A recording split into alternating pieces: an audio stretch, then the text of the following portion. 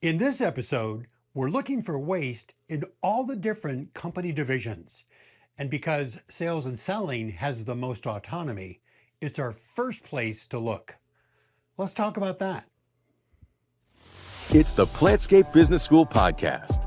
This is the podcast for growing not just beautiful plants, but thriving plantscape businesses. Here's your host, longtime Plantscape business owner, systems nerd, and small business innovator, Brad Miller. Hi, this is Brad Miller, and welcome back to the Plantscape Business School podcast. We're in our series called Eliminate the Waste, Elevate the Profit. In the last episode, we introduced the idea of waste that is quietly stealing, draining, sucking the profit out of our company. Waste is everywhere. And so we talked about all the different types of waste using the Tim Woods framework. We're going to revisit that this week. But we're also beginning to look for waste in all the different divisions of our company. And today we start with sales. We're going to get very specific because sales and selling is where the most waste can creep in. It's a different type of waste. It's time waste. Sales has the most freedom. Another word is autonomy. And autonomy is a great thing. It's what you as a business owner have been striving for. But sales is a place where autonomy can work against the salesperson. They can pretty much set their day. They have the ability to control their time, their decisions, their hours, who they see, who they call. That's what we really want to get our mind around. So let's dig into that word, autonomy. Another word for autonomy is self-rule. And self-rule is a great thing because not just in your sales department, but you, the business owner, that's what you want. You want to create autonomy for yourself, your ability to lead your company as you desire, your ability to be there when you want and not be there when you don't want. That's what you're trying to create. Autonomy is a gift, but here's the truth. It's also a huge responsibility because if you don't learn to manage the freedom that comes with autonomy, it will work against you. And that same is true for your salespeople. They have more freedom, and by they, it might be you if you're the salesperson in your company, but salespeople have more freedom than anyone else in the company. They get to decide, again, where they're going to go, what they're going to do, really what they're going to invest their time in. And they don't have someone working side by side them. They have to make those decisions. So that brings us to what I believe is the most important skill in sales and selling. See, there's a lot of different sales and selling skills. Sales is an acquired skill. You got to learn how to do prospecting. You got to learn plant knowledge and decorative container knowledge. You need to learn some design technique and how to write a proposal, how to do a presentation that gets people to say yes. But friend, I would argue that the most important skill is this. It's learning how to plan your week, learning how to spend your time. Keyword, spend. Because a salesperson wakes up and there's a dozen different things that they could do, different possible activities, and not all of them are equal. Some of those activities have very, very high value and other ones are waste, utter waste. So I would like to give you a framework that I've used for years. We call it the 32 quarters, and it's how we train our salespeople. Think about your 8-hour day. There are 32 blocks of 15 minutes. Each one is a quarter, and you get 32 quarters. And here is the key idea. You have to spend them. You cannot save them. Saving time is a myth. You can only spend time better. Let me say that again. You can only spend time better.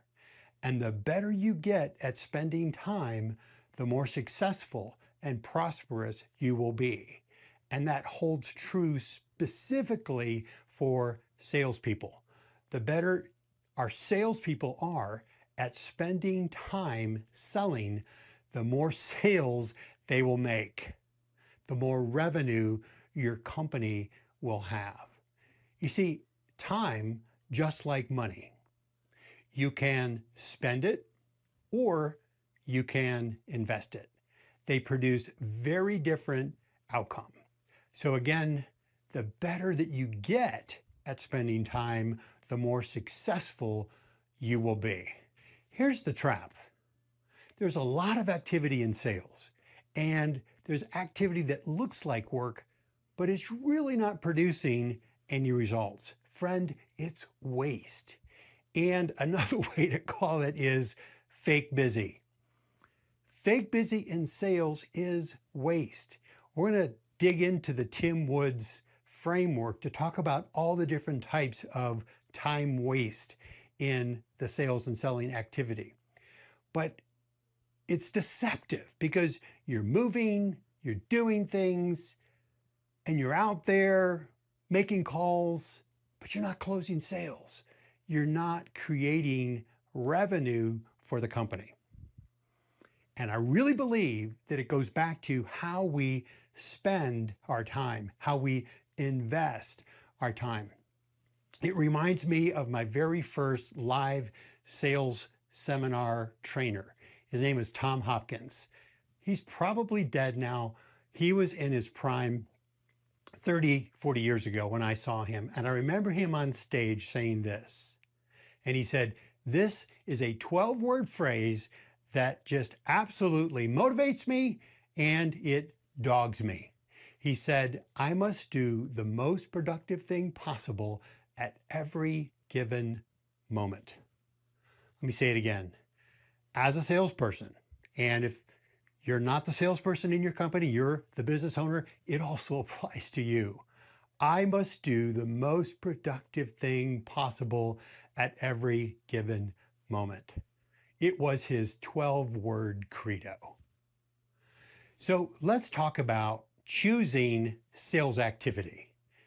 I said this before in the sales episode that sales is a noun, as in you have to have sales in your company, but selling is a verb. Selling represents the activity that you do to make sales. So sales is a noun. Yes, you got to have sales, but the sales come from the activity, the verb. So there's a lot of different selling activity. You have to choose your activities carefully. Wise activities in selling might include making a strategic phone call, sending a smart email, or sending a handwritten note card, asking a good client for referrals, making an in-person call face-to-face. Those are very profitable sales activities. And again, we're going to get into the unwise sales activities when we look at the Tim Woods framework. But here's what I really want you to understand. Learning how to use our time wisely is an acquired skill, which means you're going to make some mistakes. But that's okay. You will spend some time on some things that don't produce results. Just make sure that as you're doing this, you're keeping records of the things that you're doing and that you are aware of how you're spending your quarters every day. I love to think of it as in Battleship, the game where each opponent has their battleships placed around the board. And that's what it is. In the game of Battleship, you make all of these guesses of where the battleship is. And there are 100 different options. And there's only 18 that are direct hits. Friend, listen to me. That's what you're looking for. You're looking for the 18 out of 100 things that you can do that are going to sink the battleship, as in make a sale, selling a Plantscape account. So it's a game, and learn. And don't beat yourself up. Make it fun. Gamify your sales week. Find the things that really produce the best results. There are a critical few. Don't even think 80-20. Think 95-5. What's the 5% of the things that you could do this week that are going to really move the needle in your sales and selling? With that in mind, let's take a look at the Tim Woods framework to look at all the different types of waste that can creep into our sales week. The first one is T for transportation. Think of too much windshield time. Friend, make sure that you're really planning your week. And if you're going to be out there in the field, then you're going to make sure that you're not driving an hour or two in between sales call, but you're going to cluster and you're going to find prospects in the same region as the sales call that you're making. I stands for inventory. And as a salesperson, your inventory is your leads or your sales funnel. Are your leads organized? Are you good at managing your CRM, your contact relation management or client relation management? That is a key to being efficient as a salesperson. M stands for motion. And when you think of motion, think of your workspace. Whether your workspace is your desk or your car, make sure that your workspace is organized and it's efficient. And think about your paperwork and your digital resources. You don't want to spend a lot of your time looking for the resources that you need. For your photos, I want to talk about your photos real quick. You have an iPad, right, with all of the epic work that you've created. Do you have to flip through thousands of pictures to find the one that you're looking for? No. No, you want your pictures organized in beautiful folders, before and afters, condos, hotels, car dealerships, and you can quickly access those to show your prospects. The next one is W, and I'm thinking about waiting when you're at an installation. And I'm just going to say this. You, as a salesperson, are not in the delivery and installation department. Figure it out how you don't have to be on installations waiting around for the work to be done. The first O stands for overproduction. And overproduction could be too many leads. You want to make sure that you're putting leads into your sales funnel all the time, but you don't want to put in too many leads that you can't follow up on them properly. Friend, you've heard me say this before. Sales is follow-up. Follow-up, follow-up, follow-up. It's nurturing all of the leads. So make sure that you're controlling that inventory of leads in your sales funnel. The second O stands for over processing.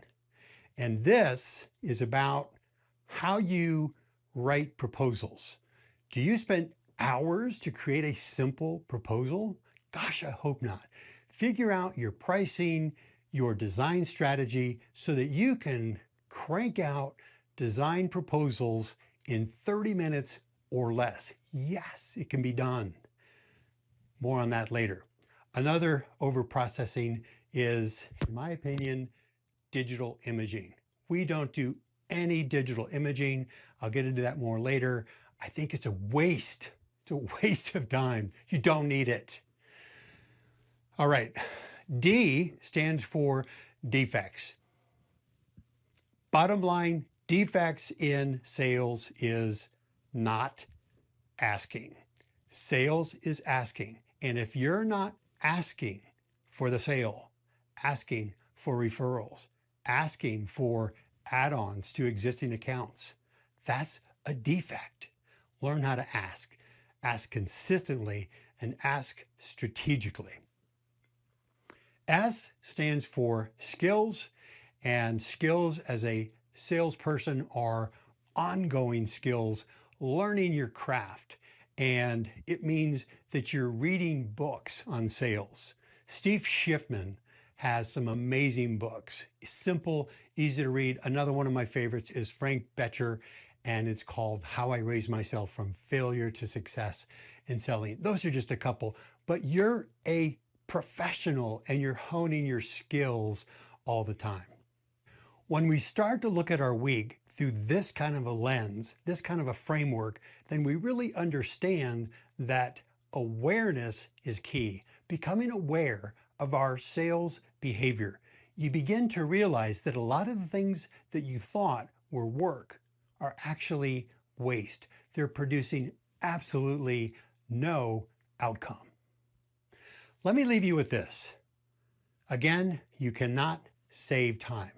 You can only learn to spend time wisely. And if you spend time wisely, it becomes an investment.